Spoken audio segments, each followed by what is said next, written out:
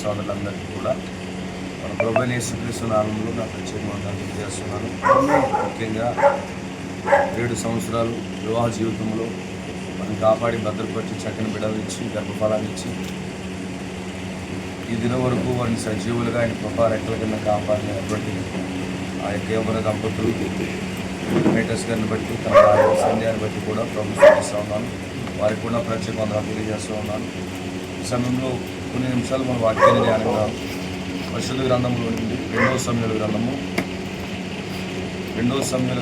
7వ అధ్యాయం 25వ వచనం నుండి మనం చదువుకున్నాము. 2వ సమూయేలు గ్రంథము 7వ అధ్యాయం 25వ వచనం కూడా మనం చదువుతాం. దేవా యెహోవా, నీ దాసుడు నన్ను గూర్చి నా కుటుంబమును గూర్చి సెలవించిన మాట ఎన్నటికీ నిలిచినట్లు దృఢపరిచి సైన్యములకు అధిపతికి యెహోవా ఇశ్రాయేలుకు దేవుడై ఉన్నాడను మాట చేత నీ నామమునకు శాశ్వత మహిమ కలుగునట్లు నీ దాసుడైన నా కుటుంబము నీ సన్నిధిని స్థిరపరచబడినట్లు నీవు సెలవిచ్చిన మాట నెరవేర్చుము. చదవబడిన వాక్యమును ప్రభు దీవించి ఆశీర్వదించు. ప్రార్థన చేసుకుందాం. మహోన్నతుడు అయిన మా దేవ, సర్వశక్తుడు చక్కగా సహవాసముగా ఏర్పాటు చేస్తాం. ఎక్కడైతే ఇద్దరు లేక ముగ్గురు మీ నామంలో కూడి ఉంటారు అక్కడ వారి మధ్యలో ఉంటారని నువ్వు సెలవిచ్చిన దేవుడు దేవ. ఇదిగో క్రైస్తవులుగా మేము కూడుకున్న చోట ఖచ్చితంగా నీ వాక్యాన్ని మేము వినాలి, మీతో మేము సహవాసం చేయాలి. వ్యర్థంగా సమయాన్ని మేము వృధా చేయకూడదు దేవ. ఇదిగో నీ కృప ద్వారా ప్రభు రాత్రి చిన్న కూడికలను నువ్వు ఏర్పాటు చేసావు. తప్పనిసరిగా నువ్వు ఏర్పాటు చేసిన నీవే కనుక కొన్ని మాటలను నీ వాక్యములో నుండి మాకు దయచేయండి. మాకు అందరితో మీరు మాట్లాడండి ప్రభు. ఈ సమయంలో నీ చేతికి అప్పగిస్తున్నాం. వ్యతిరేకమైన ప్రతి దురాత్మ శక్తులను, దైవాత్మలను, క్రీస్తు విరోధి ఆత్మలను ప్రభు యేసుక్రీస్తు నామములో బంధిస్తున్నాం. ఇప్పుడు నీకు హ్యాండ్ ఓవర్ చేస్తూ ప్రభు యేసుక్రీస్తు నామములో ప్రార్థిస్తున్నాం.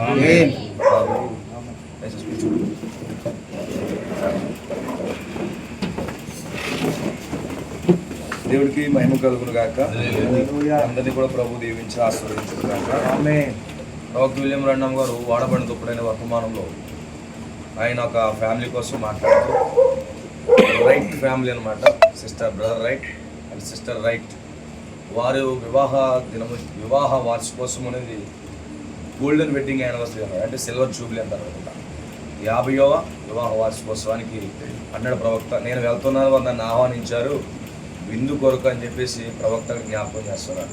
నేను ఎందుకు జ్ఞాపకం చేస్తున్నానంటే వాస్తవానికి నాకు వేరే ప్రోగ్రాం ఉంది, కానీ సోదరుల యొక్క వివాహ వార్షికోత్సవానికి దైవజనుడిగా నన్ను పిలిచినాడు కాబట్టి తప్పనిసరిగా ఆ కుటుంబం ఒక దైవజనుడిగా పిలిపించుకుని ప్రార్థన చేసుకోవాలని ఒక చక్కని మనసుని దేవుడి వారికి ఇచ్చాడు కనుక ఖచ్చితంగా నా పనులన్నీ పోస్ట్పోన్ చేసుకుని నేను రావడం జరిగింది. ఏదైతే ప్రాఫిట్ విలియం బ్రాన్హామ్ ప్రవక్త అంటున్నాడు చదువుతున్నా చూడండి. నేను ఈ మధ్యన ఆలోచిస్తూ ఉన్నాను, మన సహోదరులను రైట్ దగ్గరికి వెళ్ళబోతున్నాను, దాన్ని మర్చిపోవద్దు. ఇది వారి 50వ వివాహ దినమైనది. ఇక్కడ నేను సంఘమును విడిచి వారితో రాత్రి యందు విందుకు వెళ్తున్నాను. అంటే తన కార్యక్రమాన్ని పక్కన పెట్టి రాత్రి అక్కడ సహవాసానికి వెళ్తూ ఉన్నాడు. సో దాన్ని నేను జ్ఞాపకం చేస్తూ ఉన్నాను. నేను వేరొక దినం కోసం ఆలోచిస్తున్నాను. 50 సంవత్సరాలు వారు నేను చూస్తున్నాను, వారు ఇరువురు మంచి వయసు కలిగిన వారు.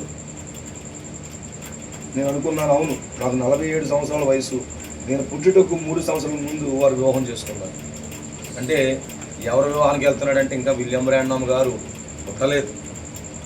ఆయన ఇంకా పుట్టక మునిపే ఆయన పుడతాడు 3 సంవత్సరాల్లో అనుకున్నాక ఇంకా ముందు 3 సంవత్సరాల వివాహమైనటువంటి ఒక దంపతులు కుటుంబానికి ఒక దైవజనుడికి వెళ్ళి ప్రార్థించడానికి ఆయన వెళ్తా ఉన్నాడు. దేవునికి స్తోత్రం కలుగును. దైవజనుడి వివాహం పిలుచుకుని ప్రార్థన చేయించుకోవడం అనేది ఒక ఆశీర్వాదకరమైనది. ఎందుకంటే దేవుడు మన జీవితాల్లో చేసిన ప్రతి మేలుకి ఉపకారములు బట్టి మన దేవుడి సన్నిధిలో స్తుతించాలి. అంత మాత్రమే కాదు, దైవజనుడి ద్వారా ప్రార్థన చేసుకోవడం అనేది ఆ కుటుంబానికి దీవెనకరమైనది. సో విలియం బ్రాన్హామ్ గారు వెళ్ళారు కనుక మనం అందరూ కూడా అదే వరుసలో వెళ్తున్నాం. ఆ కారణాన్ని బట్టే ఈ కోటేషన్ నేను చదువుతా ఉన్నాను. ప్రభు దీవించును కాక. హల్లెలూయా. సో నిశ్చయంగా మనం చూస్తే విలియం బ్రాన్హామ్ గారు ప్రతి పెళ్లి రోజుకి ఆయన ఉపవాస ప్రార్థన చేసేవాడు. మ్యాక్సిమం భార్య భర్తలు కూర్చొని ఉపవాస ప్రార్థన చేసేవారు. సో ఆ విధంగా చేస్తే చాలా బాగుంటుంది. ఉపవాస ప్రార్థన జరిగించుకోవడం చాలా ఉత్తమం. వివాహ దినం వచ్చినప్పుడు వాళ్ళు పెళ్లి ప్రమాణాలు జ్ఞాపకం తెచ్చుకుని భార్య భర్త కూర్చుని యొక్క దేవుని సన్నిధిలో ఉపవాస ప్రార్థన ఉంది. ప్రభువా, ఇంతవరకు వివాహ జీవితంలో మమ్మల్ని కాపాడుకుంటూ వచ్చినావు, ఇక ముందు కూడా మమ్మల్ని కాపాడు అని చెప్పేసి వాళ్ళు ఉపవాసం ఉండి దేవుని సన్నిధిలో ప్రార్థించడం అనేది చాలా గొప్ప కార్యం అన్నది. ఎవరైనా అలాగే చేసి కూడా ఆయన. సో మనము కూడా ఆ వరుసలోనే వెళ్తాం అనేది చాలా ఉత్తమమైనటువంటి కార్యం. దేవుడి కుటుంబాన్ని కూడా దీవించి ఆశీర్వదించును గాక. సో విలియం బ్రెండన్ గారు ఒకసారి కొలరాడో ఆ ప్రాంతానికి తీసుకెళ్ళాడు. కొలరాడో ప్రాంతానికి ఎప్పుడు తీసుకెళ్ళాడంటే ఆయనకి వివాహ వార్షిక కోసం దినం వచ్చినప్పుడు తీసుకుని వెళ్ళాడు. సో కొటేషన్ చదివితే చాలా టైం అవుతుంది కాబట్టి నేను స్కిప్ చేస్తూ ఉన్నాను. అయితే ఆ కొలరాడో ప్రాంతంలో అక్కడ వాళ్ళు పెట్టి వీళ్ళు వేటకి వెళ్తున్నప్పుడు భయంకరమైనటువంటి మంచు తుఫాన్ వచ్చింది. భయంకరమైన మంచు తుఫాన్ వచ్చినప్పుడు ఆయన చాలా కంగారు పడ్డాడు. నేను ఎలా విధంగా వచ్చేసాను, నా బిడ్డలకి ఏమవుతుందో, వాళ్ళు గంటగంట చనిపోతారేమో, రకరకాల ఆలోచనలకు వచ్చేసిన సమయంలో ఆ పెళ్లి రోజులోనే ఆయన 3వ విడుపు కార్యం ఆపరేట్ అయింది. ఆయన వివాహ దినం రోజున 3వ విడుపు కార్యం జరిగింది. సో మన వివాహ దినమైన ఏ దినమైనా 3వ విడుపు కార్యం అనేది జరగడం అనేది చాలా అద్భుతమైన కార్యం. మన జీవితాల్లో అలాంటి గొప్ప కార్యాలు మనం చూచడం కాక దేవుడికి మహిమ కలుగుతుంది. సో ఇక్కడ మనం చదువుకున్నటువంటి లేఖన భాగంలో ఇక్కడ దావీదు ఒక ఆశ, డిజైర్ కలిగి ఉన్నాడు అతను. ఎందుకంటే దావీదు 7 సీల్ రెవల్యూషన్ కలిగి ఉన్నాడు. సో మన ప్రవక్త అన్నాడు, we are in the 7 seal family, మనం 7వ ముద్ర కుటుంబమై ఉన్నాం. అందుకే మన ప్రవక్త అంటాడు కొటేషన్, ఏ వర్తమానం అంటే సాతాను ఏదైనా వర్తమానంలో 54 పారాగ్రాఫ్లని మాట్లాడుతున్నాడు.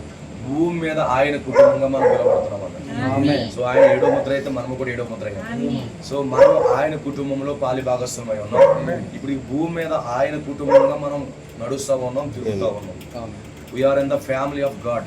మనం దేవుని యొక్క కుటుంబంలో ఒక కుటుంబం ఉన్నాం. సో ఇక్కడ దావీదు ఒక హార్ట్ డిజైర్ కలిగి ఉన్నాడు. ఏంటంటే ఏం మాట్లాడుతున్నాడు, ఏం ప్రార్థిస్తున్నాడు అంటే, దీనికంటే ముందు దావీదు ఒక హార్ట్ డిజైర్ ఏంటంటే ఒక దేవాలయం కట్టాలి, ఒక మందిరం అనేది నిర్మించాలి 7వ అధ్యాయం. అంతకుముందు దేవుని యొక్క ప్రవక్త, నువ్వు కట్టు, మంచి ఆలోచన కలిగి ఉన్నావు అని చెప్పేసి దేవుని ప్రవక్త అన్నప్పుడు దావీదు కట్టాలని పూనుకున్నాడు. అయితే రాత్రి మరలా దేవుని ప్రవక్తతో మరలా మాట్లాడి అతని చేతుల్లో రక్తం ఉలికించబడింది కనుక అతని సంతానం వచ్చిన వాడు దేవాలయం కడతాడని చెప్పాడు. సో అదంతా జరిగిన తర్వాత దావీదు ఒక హార్ట్ డిజైర్ ఏంటంటే, హృదయ వాంఛ ఏంటంటే, అతను గొప్ప ప్రార్థన చేస్తున్నాడు. ఏంటి ప్రార్థన అంటే, నా కుటుంబాన్ని నీ సన్నిధిలో స్థిరపరచని ప్రార్థిస్తున్నాను. దేవుని స్తోత్రం కలుగుతాను. నేను హైలైట్ చేసి కొన్ని నిమిషాల్లోనే ముగిస్తాను. దేవుడికి మహిమ కలుగును గాక. దావీదు యొక్క హార్ట్ డిజైర్ ఏంటంటే, ఆమేన్, తన కుటుంబాన్ని ప్రభు యొక్క సన్నిధిలో స్థిరపరచబడాలి. అసలు ప్రభు యొక్క సన్నిధి అంటే అర్థం ఏంటంటే, వాస్తవానికి అదొక ముఖమేంటి. అదొక దేవుని యొక్క సన్నిధి అంటే ఏదో ఒక స్థలం కాదు, ఇట్ ఈస్ ద ఫేస్. అంటే ఆయన ఎదుట స్థిరపరచమని కోరుతున్నాడు.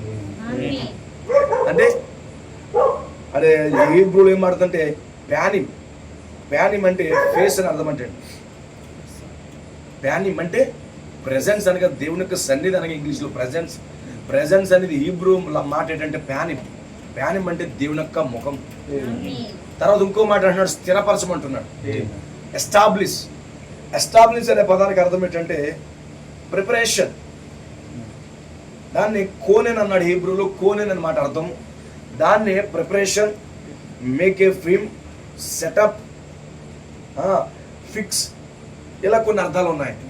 ఇప్పుడు దావీదు యొక్క ఆలోచన ఏంటంటే, తనను దేవుని యొక్క ముఖం ఎదుట స్థిరపరచబడాలి. దేవుని యొక్క ముఖం ముందు అతను సిద్ధపరచబడాలి. దేవుని యొక్క ఎదుట ఏ దోషము లేని వాడుగా తన కుటుంబం ఉండాలి. అది అతని ప్రార్థన ఉన్నది. దేవుని స్తోత్రం కలిగి. ఎస్టాబ్లిష్ అంటే అర్థం ఏంటంటే గట్టిగా దృఢపరచబడ్డమాట. ఎక్కడ దృఢపరచబడాలని కోరుకున్నాడంటే, in the face of before God's face. అంటే దేవుని ముఖం ఎదుట అతను దృఢపరచబడాలి తన కుటుంబము. దేవుని యొక్క సన్నిధిలో దేవుని యొక్క ముఖం ఎదుట అతని కుటుంబం స్థిరపరచబడాలి. సో మీకు అర్థమవుతుంది, దేవుని ముఖం అంటే దేవుని ముఖం ఏంటో కాదు, మేఘం దిగొచ్చింది, అదే 7వ ముద్ర ఉన్నది. ఇప్పుడు ఆ మేఘము దిగొచ్చింది కనుక ఇప్పుడు దేవుని యొక్క దావీదు ఆశ ఏంటంటే, ఆ మేఘం దిగొచ్చిన సమయానికి దావీదు తన కుటుంబం స్థిరపరచబడి ఉండాలట. దాని అర్థం ఏంటి? బిఫోర్ 7th seal అంటే మేఘం దిగొచ్చిందా? ఆయన ముఖమే మేఘమై ఉన్నది. ఆయన మేఘం ధరించుకుని దిగొచ్చాడు, ఆయన ముఖమై ఉంది. ప్రవక్త ఏమన్నాడు? అది జీసస్ ఫేస్ అన్నాడు. ఇప్పుడు దేవుని యొక్క సన్నిధి అంతా దిగొచ్చింది, దేవుని యొక్క ముఖము దిగొచ్చింది, ప్రభు దిగొచ్చాడు. అంటే దావీదు యొక్క ప్రార్థన ఏంటంటే ఆ ముఖము దిగొచ్చినప్పుడు ఎలా దిగొచ్చాడు? ఒక గ్రంథాన్ని పట్టుకుని దిగొచ్చాడు. ఒక గ్రంథాన్ని బట్టి దిగొచ్చినప్పుడు తన కుటుంబం ఎలా ఉండాలనుకున్నాడంటే అది స్థిరపరచబడి గట్టిగా దృఢపరచబడి తన జీవితం అంతా కూడా ఏమన్నాడు? సిద్ధపడి ఉండాలి అని కోరుకున్నాడండి. అంటే ఆ మేఘం దిగొచ్చేటప్పటికి ఈ కుటుంబం సిద్ధపడి ఉండాలి, నా కుటుంబం అని అంటాడు. దేవునికి స్తోత్రం కలుగుతుంది. ఎంతమందికి అర్థమవుతుంది? ముఖం దిగొచ్చిందా? 7వ ముద్ర దిగొచ్చిందా? దేవుడు ముఖమే 7వ ముద్ర. ఆ 7వ ముద్ర దిగొచ్చేటప్పటికి ఇక్కడేమన్నాడంటే నా కుటుంబం సిద్ధపరచబడి ఉండాలి, నా కుటుంబం దృఢపరచబడి ఉండాలి. ఇది ఒక నిజమైన విశ్వాస యొక్క ఆశ, అది అతని ప్రార్థన ఉన్నది. ఇప్పుడు ఈ రోజు సోదరుడు ఎలా ప్రార్థించాలంటే ఇక్కడ దావీదు ప్రార్థించిన రీతిలోనే ప్రార్థించాలి. కేవలం సోదరుడే కాదు, ప్రతి కుటుంబం ఈ విధంగానే ప్రార్థించాలి, ఎవ్రీ ఫ్యామిలీ. ఎందుకంటే ఇప్పుడు ఆయన ముఖం దిగొచ్చేసింది. ఆయన ముఖం దిగొచ్చేసిందంటే ఇప్పుడు సంఘం ఏమవ్వాలంటే స్థిరపరచబడి ఉండాలి, దృఢపరచబడి ఉండాలి. దేవునికి స్తోత్రం కలుగును.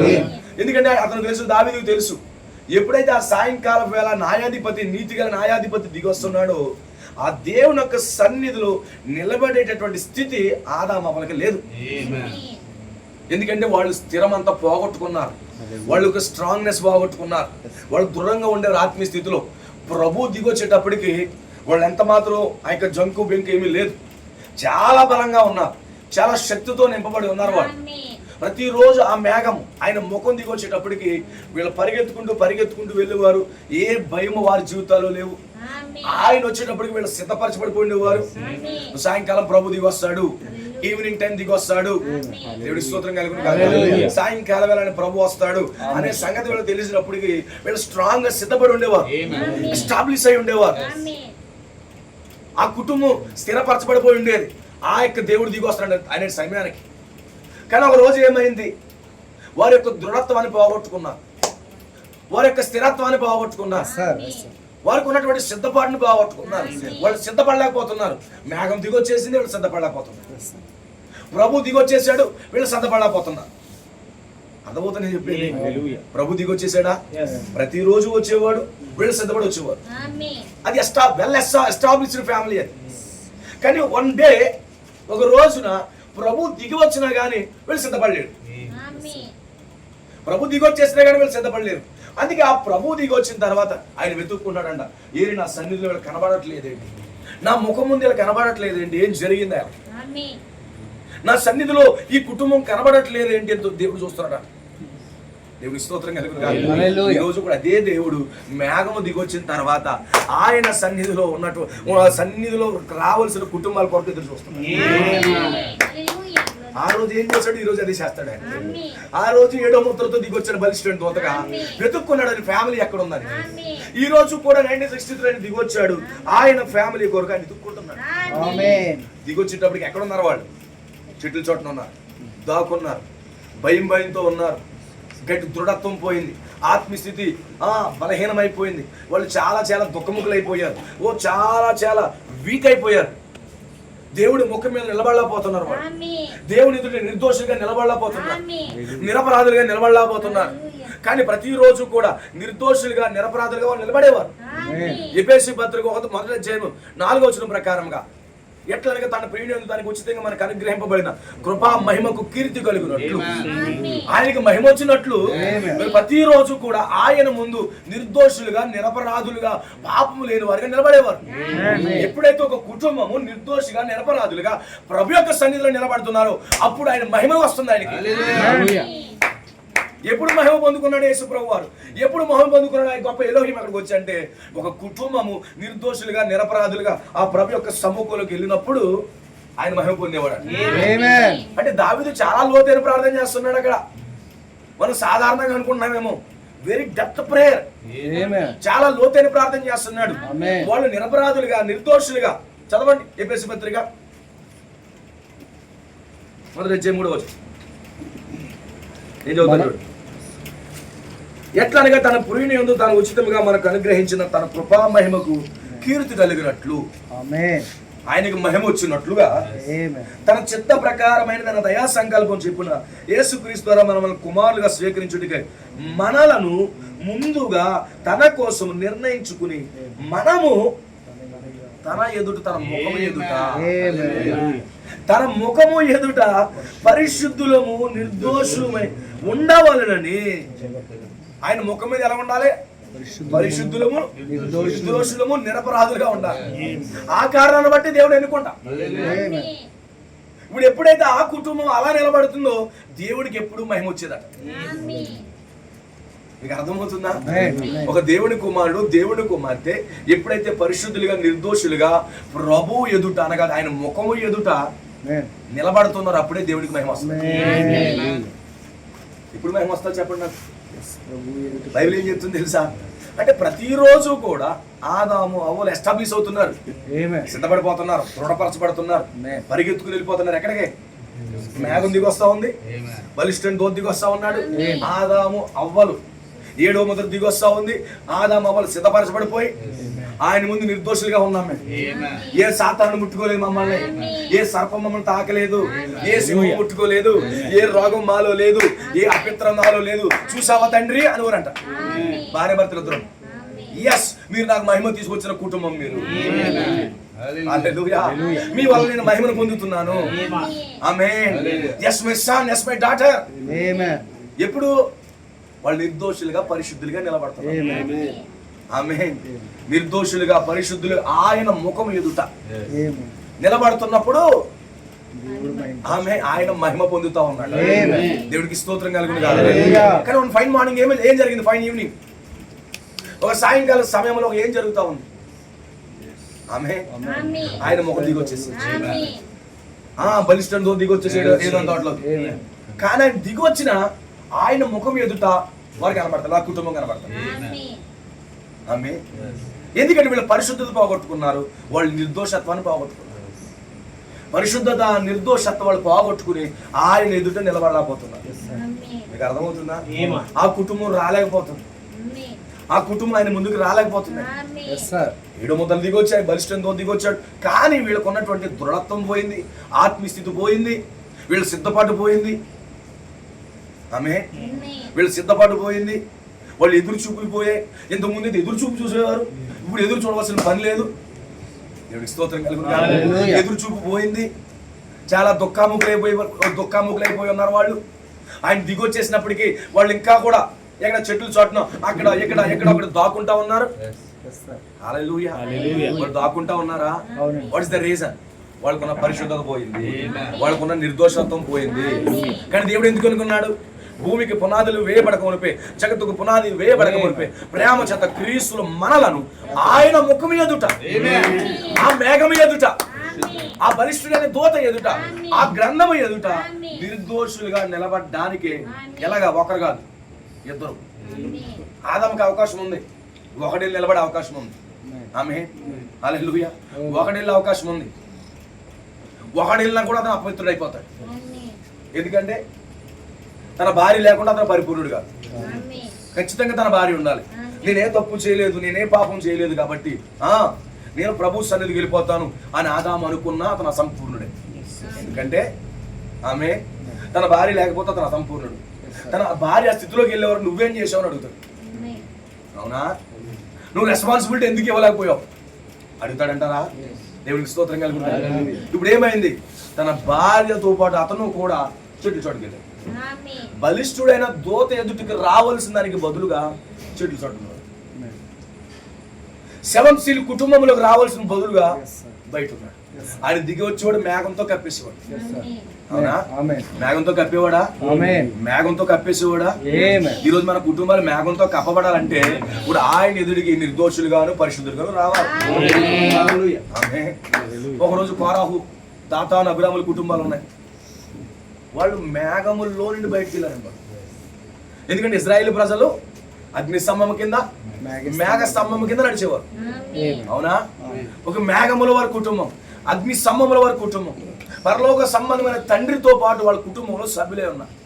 కానీ ఆ మేఘము కింద నడవడానికి బదులుగా ఒక రోజు కోరాహు, దాతాను, అబీరాములు మేఘములో నుంచి బయటికి వెళ్ళి ఎక్కడికి వెళ్ళారు? మేఘంలో ఉన్నవాడు, మేఘం కింద ప్రయాణం చేసిన వాడు వాగ్దాన దేశంలోకి వెళ్తాడు. కానీ తను మేఘం నుంచి బయటికి వెళ్ళిన వాడు ఎక్కడికి వెళ్తున్నాడు? పాతాళంలోకి వెళ్ళిపోతున్నాడు. Is it right? అవునా? నువ్వు మేఘంతో కప్పబడితే నువ్వు ర్యాప్చర్లోకి వెళ్తా, వాగ్దాన దేశంలోకి వెళ్ళిపోతావు.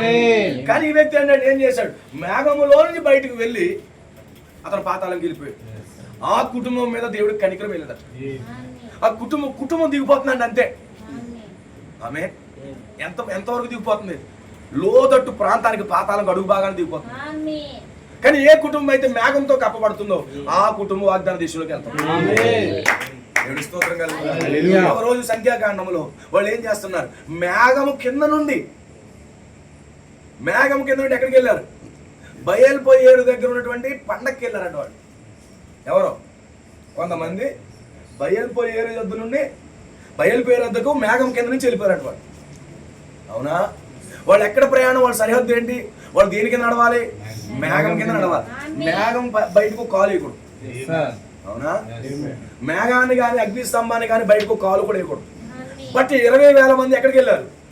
బయలుపోయేరు దగ్గరికి వెళ్ళారు, పాపాన్ని చేశారు. వాళ్ళు ఉండడానికి పని చేయరు. వారు ఉండడానికి ఇంక వాళ్ళు పని చేయరు, చచ్చిపోయారు వాళ్ళు. కానీ గమనించండి, ఎప్పుడైతే ఆదాము అవ్వలు వాళ్ళు నిర్దోషులుగా పరిశుద్ధులుగా ఉన్నారో ఆ సాయంకాల వేళ మేఘం కప్పేసేదట. అవునా? కప్పేసేదట. కానీ రోజు ఇప్పుడు ఎవరు కప్పుకుంటున్నారు? వాళ్ళే కప్పుకుంటున్నారు. దేవునితో కప్పుకుంటున్నారు, అంజూరు బాహులతో పైనుంచి కింద కప్పుకుంటున్నారు. ఆమేన్. ఈ రోజు సంఘ కార్యక్రమాలతో మనం కప్పుకుంటా కుదరదు. మనకు కప్పవలసింది మేఘం. అంటే అది దేవుని ముఖం అనగా 7 ముద్రలే. మనం 7 ముద్రలో కుటుంబమై ఉండాలి. దేవునికి స్తోత్రం కలుగుతుంది. ఎంతమందికి అర్థమవుతుంది? 7 ముద్రలో మనము కుటుంబమై ఉండాలి. మన 7 సీల్ ఫ్యామిలీ అయి ఉన్నది. దేవుడికి స్తోత్రం కలుగుతుంది. ఏమైపోయాడు? ఇంకా కప్పడం మానేశాడు. నిలబడలేకపోతున్నారు వాళ్ళు. ఆ మేఘం ముందు నిలబడలేకపోతున్నారు. నిర్దోషులుగా, నిరపరాధులుగా ఉండలేకపోతున్నారు. పరిశుద్ధులుగా ఉండలేకపోతున్నారు. వాళ్ళు పాపం వచ్చేసారు. వాళ్ళు ఎస్టాబ్లిష్ అంతా కూడా ఏమైపోయింది? వాళ్ళ దృఢత్వం పోయింది, ఆత్మస్థితి పోయింది, వాళ్ళ సిద్ధపాటు పోయింది. ఇంతకుముందు ప్రతిరోజు సిద్ధపడేవారు, కానీ ఇప్పుడు సిద్ధపడట్లేదు. ఆమె సిద్ధపడగలరా? ప్రభు సముఖంలోకి రాగలరా? ఎప్పుడైతే అపవిత్రత అవుతుందో, ఎప్పుడైతే అక్కడ దోషం మనలో ఉందో, దేవుని సన్నిధిలో మనం రాగలమా? రాలేమండి. ప్రభు సన్నిధిలో మనం రాలేము. ఆ కారణమును బట్టి గమనించండి, వాళ్ళు తప్పిపోయారు. 7 సీల్ ఫ్యామిలీలో నుండి వాళ్ళు వేరైపోయారు. బట్ దావీదు మనసులో ఒక ఆలోచన ఉంది. ఏమన్నా తెలుసా? ప్రభువా, నా కుటుంబం నీ ముఖం మీదకి వచ్చేటప్పుడు సిద్ధపడాలి. ఆ ముఖంలోకి నేను వెళ్ళిపోవాలి, ఆ మేఘంలోకి వెళ్ళిపోవాలి. What is love? ఇప్పుడు ఆ మేఘంలోకి విలియం బ్రాండం వెళ్ళాడా? విలియం బ్రాండం వెళ్ళిపోయాడా? ఆ మేఘంలోనికి ఏలియా వెళ్ళిపోయాడా? ఆ మేఘంలోనికి ఆనోకి వెళ్ళిపోయాడా? ఇప్పుడు దావీదు యొక్క ఆలోచన ఏంటంటే, ప్రభువా, నేను ఆ మేఘంలోకి వెళ్ళిపోవాలి. That means that is the rapture. అంటే ఇప్పుడు దావీదు మనం లోతుగా దీన్ని పరిశీలన చేస్తే తన లోపల హార్ట్ డిజైర్ ఏంటంటే రాప్చర్. కేవలం అతను ఒక్కడే కాదు, నా కుటుంబం అంతా కూడా, మై ఫ్యామిలీ, యోధా గోత్రం ఉన్న కుటుంబం అంతా కూడా, నా వెనకొచ్చేవాళ్ళు కూడా, నా కుటుంబం అంతా కూడా ఆ మేఘం ఎదుట, ఆ యొక్క శిరస్సు ఎదుట, ఆ గ్రంథములోనికి, లేకపోతే అక్కడ ఉన్నటువంటి బలిష్ఠ దూతలోనికి మేమందరం వెళ్ళిపోవాలి. ప్రభువా, నీకు మహిమ రావాలి ఆయన. ఏం కోరుతున్నాడండి? మహిమ కావాలి. అందుకే చూడండి ఏమన్నాడు? నీకు మహిమ వచ్చినట్లు. ఆమేన్. చూడండి, మాట చేత నీ నామమునకు శాశ్వత మహిమ కలుగునట్టు. ఏదో కొంతకాలంగా అదుపుడిది. ఆదాము ఏం చేశాడు? కొంతకాలం మహిమ తీసుకొచ్చాడు. తర్వాత ఏం చేశాడు? దేవుడి మహిమను పోగొట్టాడు. దేవుడికి మహిమ ఎవరు? ఈరోజు దేవుని పిల్లలే దేవుడికి మహిమ. దేవుడికి కిరీటం ఎవరు పెడతారండి? దేవుడికి కిరీటం ఎవరు పెడతారు? మనం పెట్టాలి. టైటస్ అంటే ఏంటి తెలుసా? టైటస్ అంటే మీనింగ్ ఏంటి తెలుసా? గౌరవింపదగిన వాడని.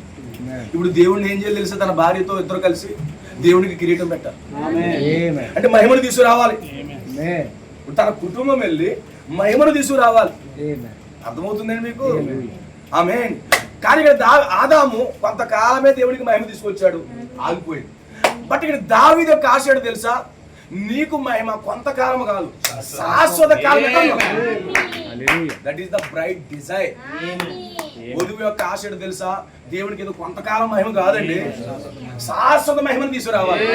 శాశ్వత మహిమ రావాలంటే ఇప్పుడు వధువు ప్రభు ఎదుట నిర్దోషులు గాను, పరిశుద్ధులు గాను, నిరపరాధులు గాను నిలబడాలి. అప్పుడైనా మహిమ పొందుతాడు. దానికోసం ఏమన్నాడు? నన్ను సిద్ధపరచు, నా కుటుంబాన్ని సిద్ధపరచు, ర్యాప్చర్ కొరకే, ఎత్తబాటు కొరకే నా కుటుంబాన్ని సిద్ధపరచు. అంటే దావీదు కాలములో అతనుకున్న రెవల్యూషన్ బట్టి అతను 7 ముద్దల కోసం మాట్లాడు. ప్రెజెన్స్ ఏంటి? అది ప్రెజెన్స్ ఏంటి? దేవుని ముఖం అండి. ప్రెజెన్స్ మీన్స్ దేవుని యొక్క ముఖం. ఈరోజు దేవుడి ముఖం మన మధ్యలో ఉందా? 1963లో ఆయన దిగొచ్చాడా? ఆయన ముఖం దిగొచ్చిందా? ఇప్పుడు ఈ కుటుంబాల ఆశ ఉండాలి. ఇప్పుడు ఆయన ముఖం దిగొచ్చిన తర్వాత కూడా మనం సిద్ధపడకపోతే ఎక్కడ కుదురుతుంది? రైట్? ఎంతకాలం ఆయన దిగొచ్చి? ఆయన 1963లో వచ్చాడు. 63 అంటే 37 + 25 అంతా 42, 60, 62, 63 ఇయర్స్ అయింది. ఆయన దిగొచ్చేసాడు, తిరుగుతున్నాడు. ఏదైనా తోటలో ఏరు ఎక్కడ ఉన్నా పిల్లలని, అవునా? నా కుటుంబం ఏదైనా తిరుగుతున్నాడా?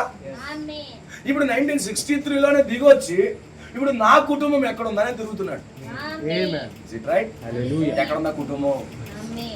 ఎక్కడున్నా కుటుంబం? ఇప్పుడు ఎవరు సెర్చ్ చేస్తున్నారు? ఆ రోజు ఏదేను తోటలో మేఘము బలిష్ఠుడైన దూత అక్కడ దిగి వచ్చి ఆయన ముఖం దిగి వచ్చిన తర్వాత ఆయన కుటుంబం కొరకు ఎదురు చూశాడా? ఆమె. ఇప్పుడు 1963లో ఆయన దిగి వచ్చి 60 సంవత్సరాలు అయిపోతుంది. ఇప్పుడు ఆయన ముఖం దిగి వచ్చేసింది. ఇప్పుడు ఆయన ఎవరి కోసం ఎదురు చూస్తాడు? కుటుంబం కొరకు. ఆమె. హల్లెలూయా. అయితే ఆ సమయంలో ఆదాము యొక్క కుటుంబం స్థిరపరచబడిందా? ఆదాము కుటుంబం పగిలింది. ఆదాము కుటుంబం దృఢత్వం కోల్పోయింది. ఆదాము దేవుని యొక్క ఎదుటికి వచ్చే అవకాశమే లేదు, అవునా? ఇంకో సంగతి చెప్పనా? ఆదాము ఆ ఏదైనా తోటలో ఆయన దిగొచ్చేటప్పటికి వాళ్ళ తప్పులో పాపంలో ఉన్నారు. ఆయన ఎలా దిగొచ్చాడు? ఎక్కడున్నారు అని అడిగాడు. కానీ ఇప్పుడు దిగొచ్చాడు ఎలాగన్నాడు తెలుసా? దిగొస్తున్నప్పుడు ఆమె. హల్లెలూయా. హల్లెలూయా. ఆమేన్. ఈ మాట చెప్పనా? ఇంట్లో మన కుర్రాడో కూతురు తప్పు చేసింది అనుకో, తప్పు చేస్తే ఏం చేస్తారు? తలుపే చేసుకుని నేను చచ్చిపోతాను బాబు, ఏ చేసుకుంటాను బాబు, నేను పోసేసుకుంటాను బాబు అంటే తలుపు బయట ఉండి ఏమంటాం తెలుసా? ఒరే తప్పు నువ్వు చేయలేదంటరా అంటే ఆవిడో చేసేటంటరా, నేను తీసేస్తాను రా, నువ్వు బయటకు వచ్చేరా, నువ్వేమీ కాదురా, బయటకు వచ్చేరా. ఇప్పుడు బలిష్ఠైన తోత ఏదైనా తోటలో దిగొచ్చిన విధానం లేదు. కానీ ఇప్పుడు దిగొచ్చినప్పుడు ఏమన్నా తెలుసా? మనం ఎక్కడ భయపడిపోతాం, ఇంకా ఎక్కడ దాక్కుంటామని చెప్పి మీరు తప్పే చేయలేదురా బాబు, మీరు ఎక్కడున్నారు వచ్చేసేయండి, మీరు అసలు పాపమే చేయలేదు, ఫస్ట్ నుంచి పాపం చేయలేదు మీరు, అసలు నువ్వు కాదు ఆడి చేసాడు రా బాబు, నువ్వు బయటకు వచ్చేసాయి. ఏదేం తోట అలా దిగి రాలేదు. కానీ ఇప్పుడు ఈయన ఎలా దిగొచ్చాడు? ఇప్పుడు అలా మాట్లాడుతూ తలుపు ఏం చేస్తాడు? స్లోగాని గడ ఎలా తీస్తాడు, ఇలా గడలు వేపి ఇలా అంతే. ఆమె లోపల నా కొడుకు ఏం చేసుకుంటాను, నా కూతురు ఏం చేసుకుంటాను, భార్య భర్తలు ఏం చేస్తారు? దుఃఖమైపోతారు. ఎందుకన్నారండి? కొన్ని చెత్త చేశాడు కదా, మళ్ళీ కొనుక్కోవచ్చు కదా, ఎందుకన్నారండి అని చెప్పేసి భార్య భర్తలు అనుకుంటారు. ఈ లోపల వస్తుంటారు. రాగానే ఏం చేస్తారు? అబద్ధం ఆడాను రా నీతోని, చేశారు కొడతాడా లేదా, నా బాబే అంటాడా అన్నా? ఈ రోజు మన బలిష్ఠుడు దూత, ఈ రోజు మన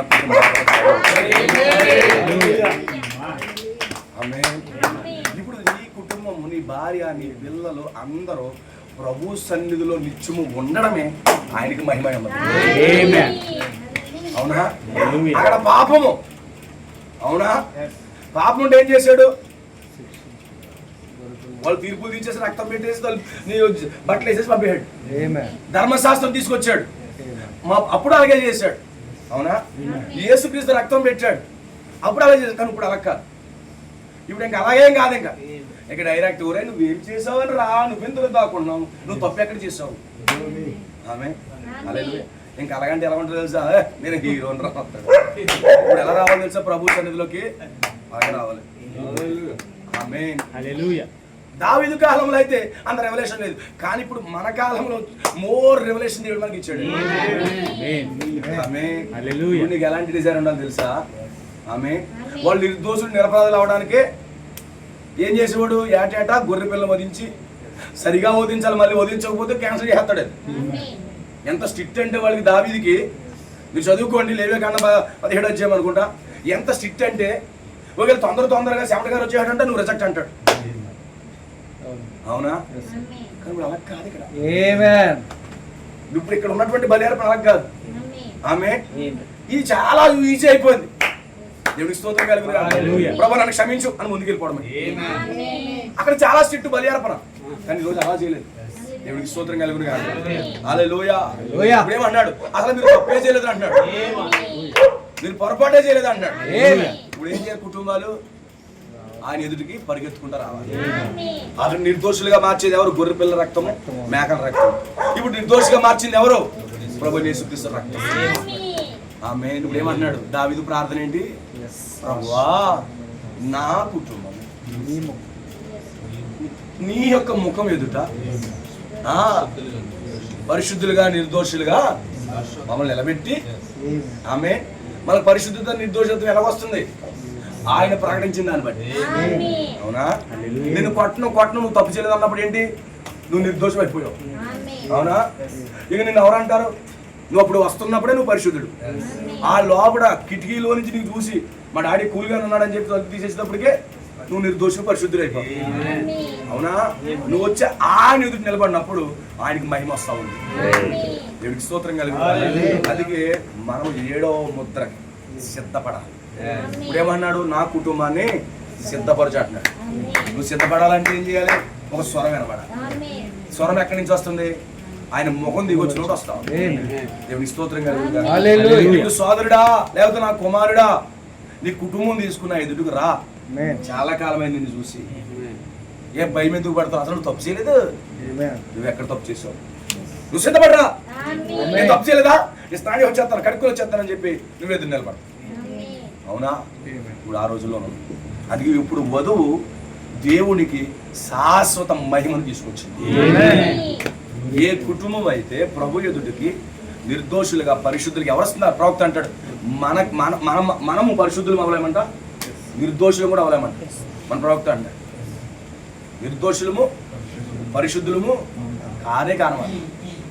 ఆమె కానీ మనం ఎప్పుడైతే ఒప్పుకుంటున్నావో ఆ ఒప్పుదలే మన నీతిమంతులుగా చేస్తాం. అవునా?